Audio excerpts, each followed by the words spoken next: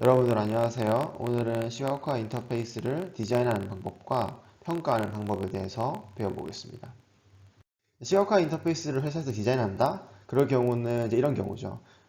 데이터가 있는데 예를 들어서 여러분의 보스가 아니면 여러분들이 보스일 수도 있고 여러분들의 그 부하 직원에게 여기 데이터가 있으니까 이 데이터에서 뭔가 찾을 수 있는 인터페이스를 좀 디자인해 와봐, 뭐 구현해 와봐, 이런 식으로 이제 일을 시키는 거죠. 그러면 여러분 또는 여러분들 부하 직원이 아마 이런 과정을 거칠 겁니다. 데이터를 일단 받아가지고 웹에서 비슷한 데이터를 시각화한 예제가 있는지 아니면 활용 가능한 라이브러리가 있는지 먼저 확인해 보겠죠. 그래서 좀 괜찮고 좀 예쁘고 좀 최근에 만들어진 것 같은 라이브러리를 가져다가 구현을 하겠죠. 구현을 하고 거기에 이제 커스터마이즈를 해서 우리 회사에 맞게 좀 수정을 한 다음에 그 다음에 이제 다음 미팅 때 이게 내가 시각화한 결과입니다 라고 이제 보고를 하게 될 텐데 이게 실제로도 많은 회사에서 시각화를 데이터 사이언스에서 많이 활용을 하기 때문에 데이터 사이언티스트들이 하는 거치는 그런 과정들일 겁니다. 그래서 많은 시각화 인터페이스들이 앞서 설명드린 방식으로 디자인 되는 이유에는 여러 가지 이유가 있을 거라고 생각합니다. 가장 큰 것이 아마 현실적인 제약들이 있겠죠. 뭐 시간의 제약이 있고 자원에도 제약이 있고 그리고 불확실성도 있겠죠. 데이터에서 뭐가 있는지 아무것도 모르니까. 그리고 뭐 상부에 지시가 불명확할 때도 있을 거고요. 제가 이런 현실적인 제약을 극복해야 된다고 말씀드리는 건 아니고 그럼에도 불구하고 우리가 이상적인 환경에서 시각화를 디자인하고 평가를 잘 하려면 어떤 방식을 따라야 되는지 오늘 얘기해 보려고 합니다. 그래서 기존 방식의 문제는 뭐냐면 이런 질문에 답하기 어렵습니다. 왜 우리 시각화 디자인이 효과적인가? 왜 우리 시각화 디자인이 다른 디자인보다 더 좋은가? 그리고 우리가 시각화 디자인 했으면 이제 보고를 해야 될 텐데 왜 우리에게 질적이든 양적이든 더 좋다고 평가할 수 있는가? 이런 질문에 답하기가 굉장히 어렵습니다. 근본적인 이유는 뭐냐면 왜냐하면 데이터는 있지만 그 데이터로 풀고자 하는 문제가 불명확하기 때문입니다. 이것은 한 번만에 이거 사실 불명확한 것이 자연스럽습니다. 이 데이터는 누구도 확인해 본 적이 없고 그렇기 때문에 어떤 인사이트를 찾을 수 있을지도 불명확합니다. 그래서 결국은 이제 한쪽에는 데이터가 있고 한쪽에는 시각화 인터페이스가 있는데 뭐 데이터를 탐색하려고 하면은 시각화 인터페이스가 필요하고 시각화 인터페이스를 잘 디자인하려면은 데이터에 대해서 뭔가를 좀 알아야 된다는 거죠. 닭이 먼저인지 달걀이 먼저인지 결국 이 문제가 되는 거죠. 그래서 이런 경우가 굉장히 산업과제를 하다 보면은 굉장히 자주 있고요. 이상한 게 아니고 그렇지만 어쨌든 이것을 한 번만에 딱 풀 수는 없어요. 이걸 먼저 해결하고 하나를 해결하자 할 수는 없고 이것을 이제 점진적으로 하나씩 번갈아 가면서 시각화 인터페이스를 초기에 디자인을 한 다음에 이 결과를 가지고 데이터를 탐색해 보니까 이런 패턴에 집중하는 게 좋겠다 라는 걸 알게 되면은 그걸로 또 시각화 인터페이스를 개선하고 나은 걸 가지고 데이터를 탐색해 보면 다른 데이터를 좀 더 이해할 수 있으니까 또 그걸 바탕으로 또 시각화 인터페이스 개선하고 이런 식으로 이제 반복적으로 디자인을 하게 됩니다. 이터러티브 디자인을 하게 되고요. 이럴 때 이제 시각화를 디자인하고 밸리데이션을 할 때 어떻게 정확하게 할 수 있을지 한번 얘기해 보겠습니다. 우리가 시각화 디자인에 사용할 프레임워크는 이렇게 되어 있습니다. 지금 4단계로 구성되어 있죠. 자, 첫 번째가 도메인 시츄에이션, 두 번째가 데이터 태스크 앱스트랙션, 세 번째가 비주얼 인코딩, 인트랙션 이디엄, 네 번째가 알고리즘입니다. 첫 번째, 도메인 시츄에이션 단계는 여러분들이 이제 시각화 인터페이스를 디자인할 때 그 인터페이스가 활용될 그런 도메인, 예를 들어서 뭐 여러분들의 뭐 데이터 분석팀에서 그걸 사용할 수도 있는 거고, 아니면 여러분들의 보스가 그걸 볼 수도 있는 거고, 아니면 여러분들이 직접 그걸 사용해가지고 데이터를 탐색해 볼 수도 있겠죠. 이럴 때 이 도메인이 어떤 제약사항이 있고 원하는 것이 무엇인지를 이해하는 단계입니다. 예를 들어서 유저가 누군가를 먼저 알아야 되겠죠. 그리고 그들의 목표가 무언가 알아야 될 거고요. 그리고 그들이 하는 태스크 중에서 어떤 태스크들이 자동화될 수 있고 어떤 태스크들은 자동화되지 못해서 인간이 개입해야 되는가 이런 질문에 답하는 단계입니다.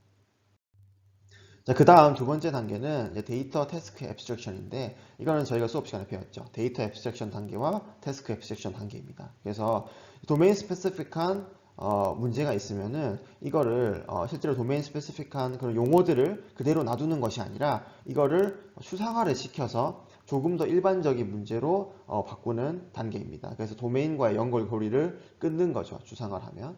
그래서 데이터셋 타입은 무엇인가?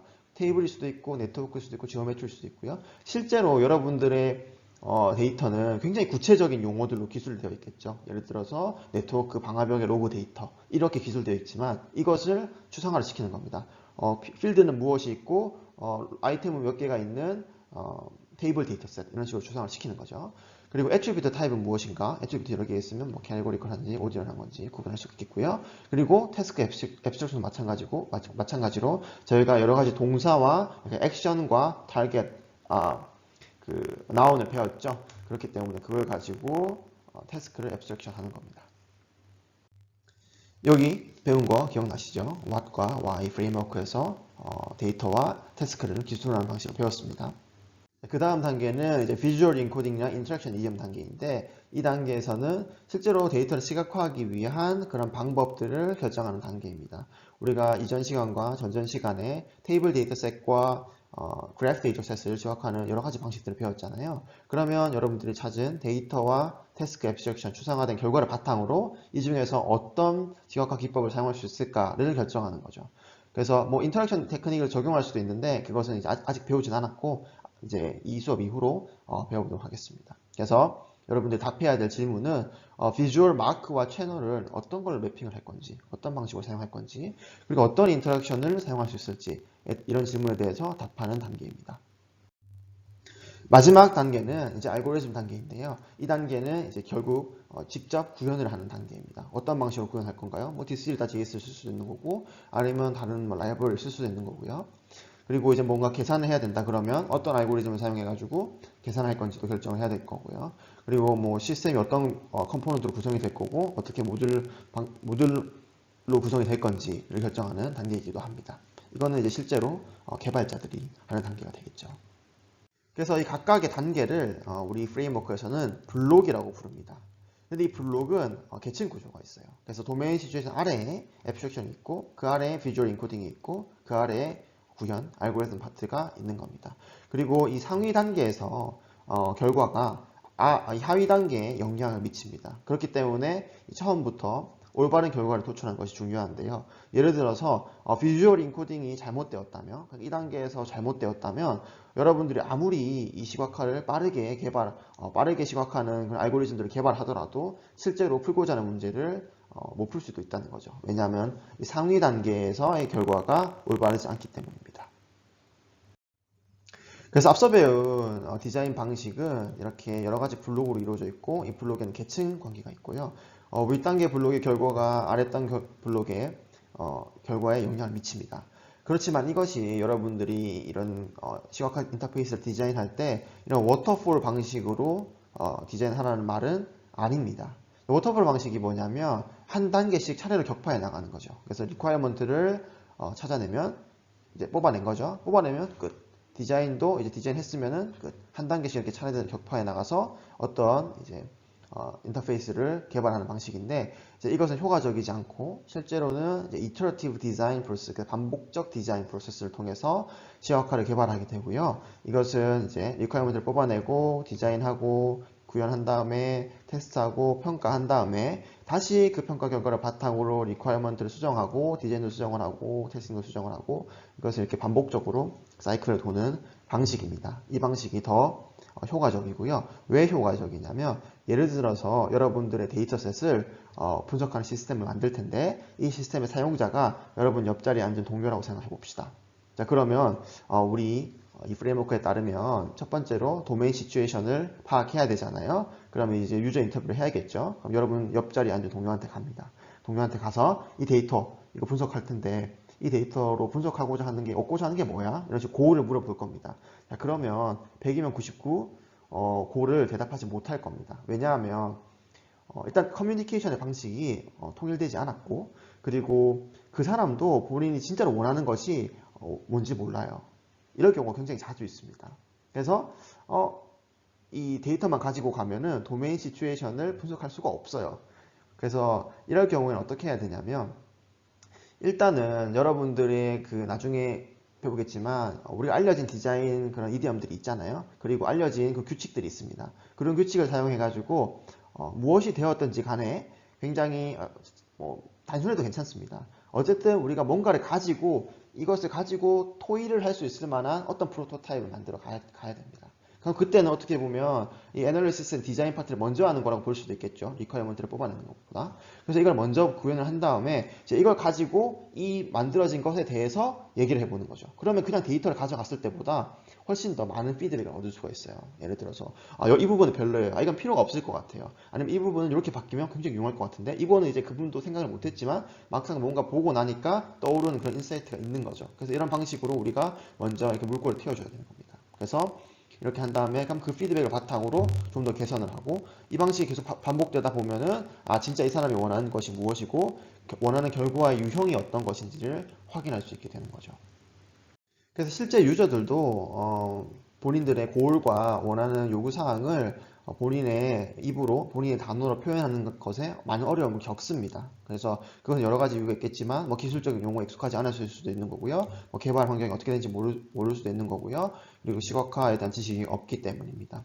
그래서 실제로는 예를 들어서 20%첫 번째 미팅에서는 우리가 이런 것들 중에서 20% 정도만 조금 구체화해서 프로토타이핑을 하고요. 그 다음에 다음 미팅에서 또 이제 20% 좀 더 만들어서 다시 퍼센트를 만들고 계속 이렇게 반복적으로 조금씩 개선을 해나가면 90%까지 갔으면 꽤 괜찮은 게 나올 테고 거기서 이제 5%를 올리는 건 더 어렵겠죠. 그 다음에 이제 조금씩 마무리해서 최종 결과물을 얻는 방식으로 이터러티브 디자인 프로세스가 더 자연스럽다는 거죠. 이런 방식으로 개발할 때는. 그럼 각각의 블록에 대해서 좀 더 얘기를 해보겠습니다. 첫 번째 도메인 시츄에이션 블록은 목표는 Identify Situation Blocks입니다. 그래서 그런 사람들이 지금 사용자, 타겟 유저가 어떤 환경에 처해 있고 그 사람들은 누구이고 백그라운드는 무엇이고 어떤 문제를 데이터셋은 무엇이고 어떤 문제를 풀고 싶어하고 그래서 최종 골은 무엇인지 그리고 현실적인 제약사항은 무엇인지를 찾는 그런 과정입니다. 그래서 우리는 이 디자인을 할 때 그 사람들을 데려다가 실제로 그 디자인에 그런 사람들을 개입을 시킬 거고 그리고 우리는 반복적으로 이 디자인을 개선할 겁니다. 그래서 이런 방식을 User Centered Design이나 Human Centered Design, HCI에서 굉장히 중요한 개념 중에 하나입니다. 그래서 미팅에 참석을 해서 단순히 그 사람들이 어떤 걸 하는지를 들을 수도 있겠지만 그것보다 더 효과적인 방법은 직접 그 사람들이 문제를 해결하고 풀려고 하는 그런 연구실일 수도 있고 아니면은 회사일 수도 있겠죠. 그 환경에 가서 실제로 지금 접근하는 방식이 있을 거잖아요.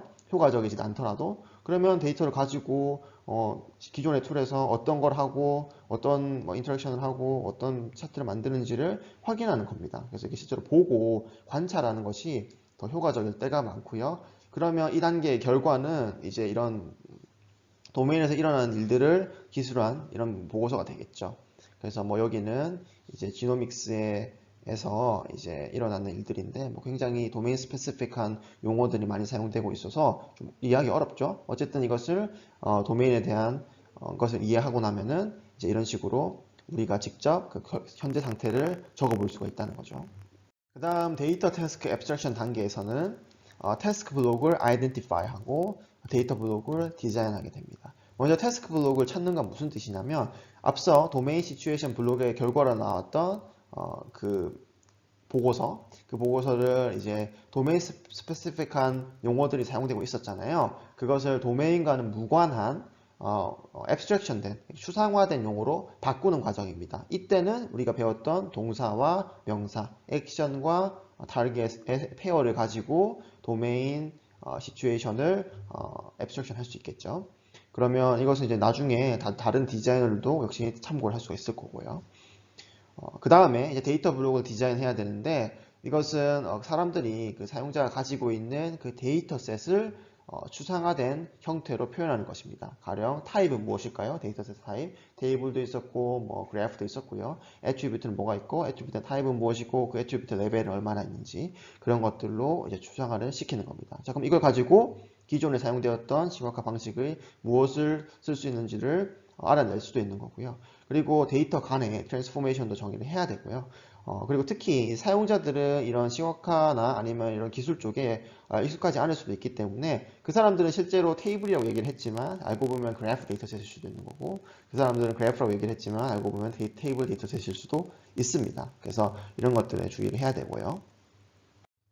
자, 이제 그 다음 Visual Encoding and Interaction Idiom 블록에서는 여러분들이 이제 이디엄 블록을 디자인할 텐데 먼저 Visual Encoding Idiom이라는 말은 여러분들이 마크와 채널을 어떻게 쓸 건지 이제 앞선 블록에서 데이터를 앱스트랙션 했잖아요. 그러면 그 데이터의 애트리뷰트나 아이템을 어떻게 마크와 채널을 써서 표현할 건지를 결정하는 거고요. 그리고 인터랙션 미디엄은 이제 상호작용이죠. 그러니까 시각화가 정적인 것이 아니라 사용자가 어떻게 상호작용해서 예를 들어서 뭐 애트리뷰트를 바꾼다거나 아니면 마크와 채널의 맵핑을 바꾼다거나 이런 식으로 할 수 있을지를 디자인하는 단계입니다. 그래서 비주얼 인코딩 자체도 굉장히 여러 가지 마크와 채널에 대한 여러 가지 가능성이 있는데 인터랙션 미디엄 같은 경우에는 특히 동적이기 때문에 더 가능성이 더 많겠죠. 그렇기 때문에 이제 비주얼 인코딩과 인터랙션 미디엄의 그 디자인 스페이스가 굉장히 넓게 되기 때문에 여기서 이제 좋은 디자인을 찾는 것이 중요한 조합이 되겠습니다. 그 다음 마지막 알고리즘 단계, 알고리즘 블록은 알고리즘 구현하는 거죠. 그래서 여러분들이 시각화 비주얼 인코딩과 인터랙션 디자인했으면 그것을 실제로 구현을 해야 되는데 이때 중요한 것은 이제 효율적으로 시각화를 그려야 된다는 거죠. 이것은 시각화를 그리려면 뭔가 계산을 해야 되니까 그 계산도 효율적으로 할 수가 있는 거고 아니면 마크를 여러 개 그려야 되니까 뭐 컴퓨터 그래픽스를 뭐 좀 배웠다면 가속을 좀 시킬 수도 있는 거고요. 아니면 뭐 CPU 사용량이나 아니면 메모리 사용량을 최적화시킬 수도 있는 거고요. 그렇지만 이것은 일반적으로 데이터가 굉장히 큰 경우에는 중요하게 여겨지지만 뭐 대부분의 경우에는 컴퓨터 기술이 워낙 많이 발달해서 뭐 이렇게 그리는 성능 같은 경우가 성능이 굉장히 좋기 때문에 그렇게 크게 영향을 미치는 부분은 아닙니다. 물론 이제 그럼에도 불구하고 데이터가 큰 데이터, 대용량 데이터를 시각화하려면 굉장히 중요한 부분 중에 하나입니다. 자, 그러면 이렇게 성능을 효율적으로 만드는 것이 중요한데 이 성능 지표 중에서도 가장 중요한 지표가 레이턴시입니다. 그래서 시각화 인터페이스에는 레이턴시가 굉장히 중요해요. 레이턴시가 뭐냐면 사용자가 인터랙션을 끝내고 결과가 화면에 보여지기까지의 지연 시간입니다. 그래서 닐스는 세 가지의 그 타임 리밋을 제한했는데 예를 들어서 레이턴시가 0.1초 이하다. 그러면 사용자는 내가 뭔가 바꾼 것이 그 즉시 화면을 업데이트 시켰구나 라고 컨티뉴어스 피드백을 받는다고 얘기를 했고요. 만약에 이 레이턴시가 0.1초 이상 1초 이하다. 그러면 사용자가 연속적으로도 느끼진 않겠지만 0.1초가 너무 크니까 그렇지만 여전히 몰입은 유지할 수 있는 단계라고 얘기를 했어요. 충분히 사용할 만한 인터페이스가 되겠죠. 그런데 이제 1초보다 길고 10초보다 짧다 그러면 몰입은 방해가 되는 거죠. 계속 몰입을 하려고 하는데 계속 화면이 지연되니까 뭔가 이제 몰입을 방해하고 있는 거고 그렇지만 집중은 유지할 수 있는 단계라고 합니다. 집중을 유지한다는 게 무슨 뜻이냐면 사용자가 다른 작업으로 넘어가지 않는다는 거죠. 그렇지만 10초보다 길어지게 되면 집중도 유지하지 못하기 때문에 가령 사용자가 Alt 탭을 해가지고 화면을 전환해서 다른 걸 보고 있다거나 아니면 갑자기 옆에도 휴대폰을 켜놓고 메시지를 한다거나 이런 식으로 이제 다른 작업을 하게 되니까 그러니까 가장 중요한 건 10초 이내로는 최소한 반응을 해야 된다는 거겠죠. 자, 그 다음에 레이턴시에 관련된 연구 중에 재미있는 연구가 Perceptual Fusion을 연구한 여기 있는 연구인데 자, 이것은 이 연구에서 실험을 했어요. 이 A라는 공이 있고 이제 B라는 공이 있는데 A가 이렇게 다가옵니다. 다가와서 딱 부딪혔어요. 부딪힌 다음에 T초 쉰 다음에 B가 오른쪽으로 움직이기 시작했습니다. 자, 그러면 이 T에 따라서 사람들이 이 A가 와서 충돌한 것이 B를 움직이게 했다라고 이제 느끼는지 안 느끼는지가 바뀔 텐데요. 그 결과가 오른쪽에 있습니다. 지금 보면 가령 T가 14ms였다 그러면 이 100명한테 물어보면 예를 들어서 모든 사람이 causality 를 느꼈다고 했습니다. 그게 무슨 말이냐면 A가 다가와서 B에 부딪히니까 B가 움직인 거다 라고 A의 행동이 B에 영향을 미쳤다라고 B의 행동에 영향을 미쳤다라고 이제 대답하는 거죠. 그렇지만 지금 가령 여기 대략 50ms 정도 되는 것 같은데 50ms에서는 이제 100%의 사람 중에 일부는 약간 지연이 되었다고 느끼기 시작하죠. 그리고 100ms를 보면은 이제 과반수의 사람이 이것이 A가 와서 B에 부딪혔지만 그래서 B가 움직인 건 맞지만 그때 뭔가 지연이 있었다라고 얘기를 하고 있는 거죠.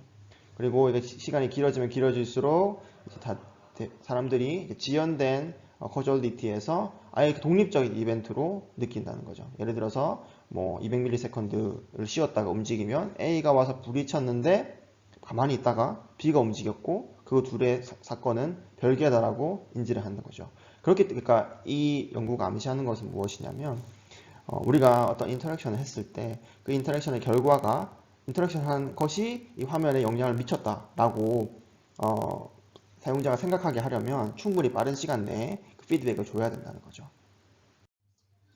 자, 그래서 이 디자인 프레임워크를 가지고 효과적으로 시각화 인터페이스를 디자인할 수 있는데 당연히 잘못될 수도 있습니다. 잘못됐을 때 그 잘못되는 것을 방지하는, 그래서 그걸 검증하는 방법에 대해서 배워보려고 합니다.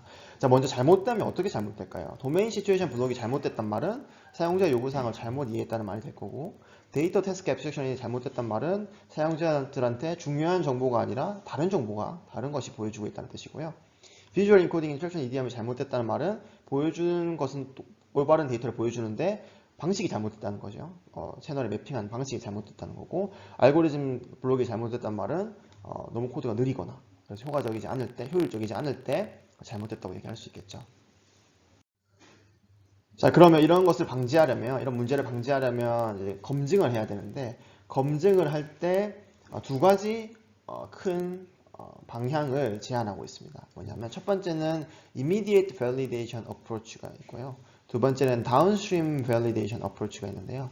immediate validation approach는 예를 들어 지금 블록이 4개잖아요. 그럼 각 블록을 수행했을 때 각 블록을 수행하고 바로 그 결과에 대해서 이것을 검증하는 방식입니다. 예를 들면 이 도메인 시츄에이션을 아이덴티파이하는 첫 번째 블록에서는 이제 우려가 되는 부분이 이제 잘못된 프로블럼을 도메인 시츄에이션 문제인 것처럼 찾는 경우이잖아요. 그를 방지하기 위해서 이제 observe, 그러니까 타겟 유저를 관찰하고 인터뷰하는 방식이 적용될 수 있다는 거죠. 그래서 이것은 이 RF 블록이 이 Intermediate Validation Approach에서는 이 RF 블록이 아직 완료되지 않았음에도 불구하고 해당 블록의 결과만 가지고 평가할 수 있는 방법입니다.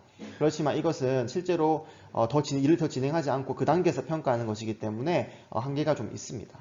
그리고 조금 더 엄밀한 방법은 다운스트림 밸리데이션 어프로치를 적용하는 건데, 이것은 이 wrong problem, 그러니까 이 첫 번째 도메인 시츄에이션 블록에서 그 문제를 확인하기 위해서 쭉 다 진행한 다음에 최종 결과를 가지고 검증을 하는 것이죠. 근데 이렇게 하면은 밸리데이션이 굉장히 늦어지겠죠. 왜냐면 다 해봐야 되니까. 그래서 실제로 장단점이 있겠죠. Immediate Validation Approach는 블록 각 개별로 그 즉시 잘못된 부분을 찾을 수 있지만 엄밀하진 않고, 왜냐하면 직접 구현해 본 게 아니기 때문에 구현이 다 되고 나서 만들어진 거 가지고 평가를 하게 되면 구현을 하는데 이제 자원이 많이 들게 되겠죠. 그래서 이제 둘 간의 밸런스를 조절하는 것이 중요하다고 하겠습니다.